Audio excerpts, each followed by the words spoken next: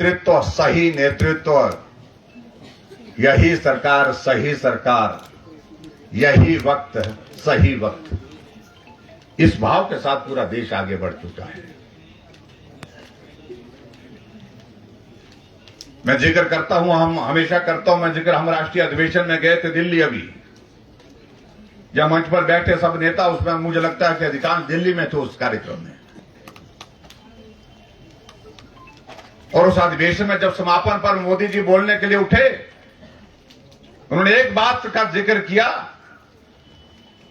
कि इन 10 वर्षों में जो भरोसा, जो विश्वास हमने कमाया है, मैं इस बात को दावे के साथ, वो भावना की वजह से कहता कि हम पार्टी से जुड़े हुए, मेरा नेता प्रधानमंत्री बनना चाहिए, मेरी पार्टी जीतनी चाहिए। वो तो कहता है कि मोदी जी जीतेंगे, भाजपा जीतेगी, सरकार बनेगी, मोदी जी प्रधानमंत्री बनेंगे।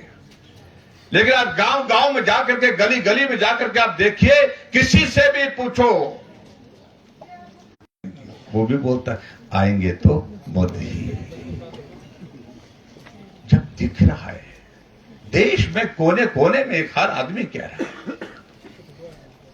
और यहां से आगे प्रधानमंत्री जी ने कहा कि ये हम पहली बार भरोसे की पराकाष्ठा हम देख रहे हैं कि चुनाव अभी होना है, वोट अभी पड़ने हैं, वोटों की गिनती अभी होनी है, परिणाम अभी निकलना है, लेकिन बहुत दर्जनों देश के जो प्रमुख नेता हैं, दर्जनों देश की ओर से मुझे बतौर प्रधानमंत्री निमंत्रण, जुलाई महीने के आखिर बनेंगे तो नरेंद्र मोदी बनेंगे। ये कितनी बड़ी बात है।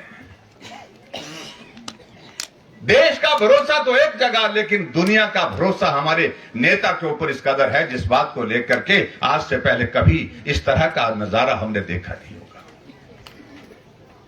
इस बात को सोचने की आवश्यकता है। यहां गठबंधन बनाया हुआ है, ना नीति है, कौन नेता होगा, कौन प्रधानमंत्री होगा मालूम नहीं, कौन अमेठी से लड़ेगा, कौन रायबरेली से लड़ेगा, अभी तक भी तय नहीं हो रहा है। मंथन चल रहा है, चिंतन चल रहा है, तय करने की स्थिति नहीं है। और हमारे हिमाचल प्रदेश में तो आपने देखा होगा कि बहुत मुश्किल से, बहुत जटिल प्रक्रिया से, कठिन प्रक्रिया के बाद अभी परसों जाकर के 2 लोकसभा के कैंडिडेट उन्होंने घोषित किए। 2 पहले कर दिए थे, 2 अभी। जिसे भी चुनाव लड़ने के लिए कहा जा रहा था वो मना कर रहा था।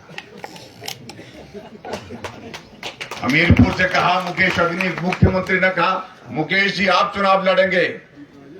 उन्होंने कहा मैं क्यों लड़ूंगा, आप लड़िए ना। कहा कि आप नहीं लड़ेंगे तो आपकी बेटी को लड़ा देते हैं। सुना हमने, ऐसी बातें हुई है। उन्होंने कहा कि बेटी क्यों लड़ेगी, आप अपनी पत्नी को लड़ाओ ना।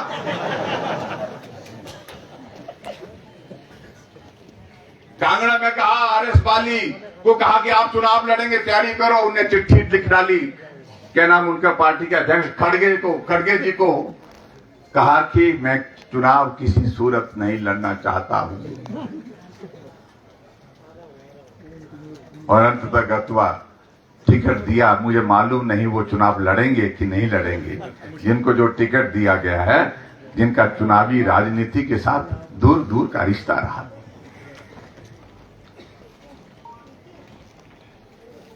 प्रत्याशी कोई भी हो, मुद्दों पर चुनाव लड़ेंगे।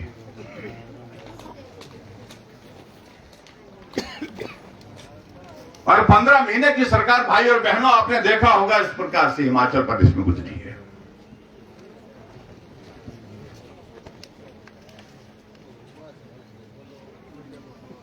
जिस सरकार में चारों तरफ जो है एक तरह का इस प्रकार का माहौल खड़ा हुआ है कि विश्वास नाम की कोई, भरोसे नाम की कोई चीज नहीं रही। और पिछले दिनों जो हिमाचल प्रदेश में जो घटनाक्रम हुआ, उसके बाद बहुत रोना रो रहे हैं। अपने सुक्खू भाई जी, नाम तो बहुत अच्छा है, और नाम सरकार का भी ऐसे जोड़ा कि सुक्खू सरकार, सुख की सरकार, और सुख किसी को भी नहीं प्राप्त हो रहा है, और स्वयं को भी सुख की प्राप्ति नहीं हो पा रही है। पहले सरकार बनी तो रोते रहे, इस बात को लेकर के रोते रहे कि जयराम ने कर्जा लिया। मैंने कहा मेरे से गलती हो गई तो आप मत लेना भाई। अरे मैंने तो 5 साल में 19,500 करोड़ रुपए लिया और उन्होंने 15 महीने में 18,000 करोड़ रुपए ले लिया। आप अंदाजा लगाओ कहां होने वाला, कहां पहुंचने वाला है प्रदेश। आप दूसरे के बारे में वो बोलिए जो आप दूसरे को तो सलाह दे रहे हैं लेकिन खुद नहीं कर सकते हैं, उस सारी चीज को बोलिए आप।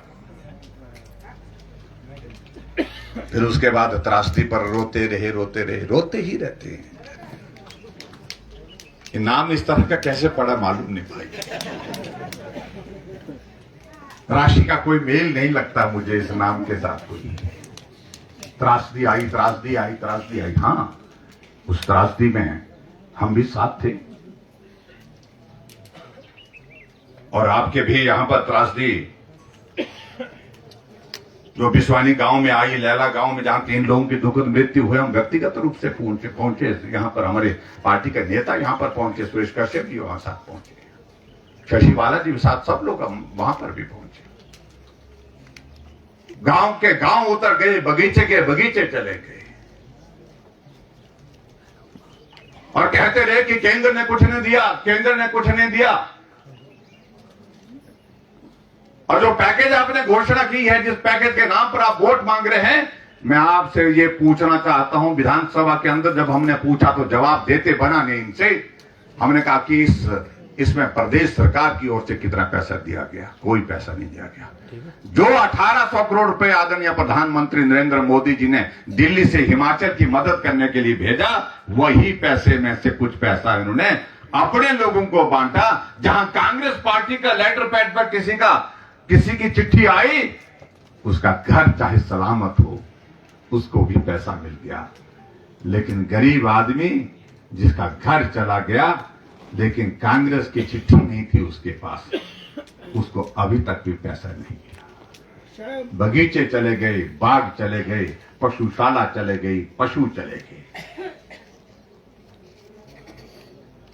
कितने लोगों को मैं अपने विधानसभा क्षेत्र में देखता हूं, कांग्रेस पार्टी का एक नेता, ऐसा नेता जो हर बार पार्टी बदलता है, दो साल में पार्टी बदलता रहता है, घर में दरार तक नहीं आई उसके। लेकिन कागज में इस तरह से उसने मैनिपुलेट करके वहां पर दे दिया, आरटीआई में लिया कि उसको 3 लाख रुपए की किस्त पहले मिल गई, बाकी 7 लाख जो पूरा मिलना है, 4 लाख आगे आने वाले समय में मिलना है। घर सलामत है। और उसके पड़ोस में ही दूसरे आदमी हैं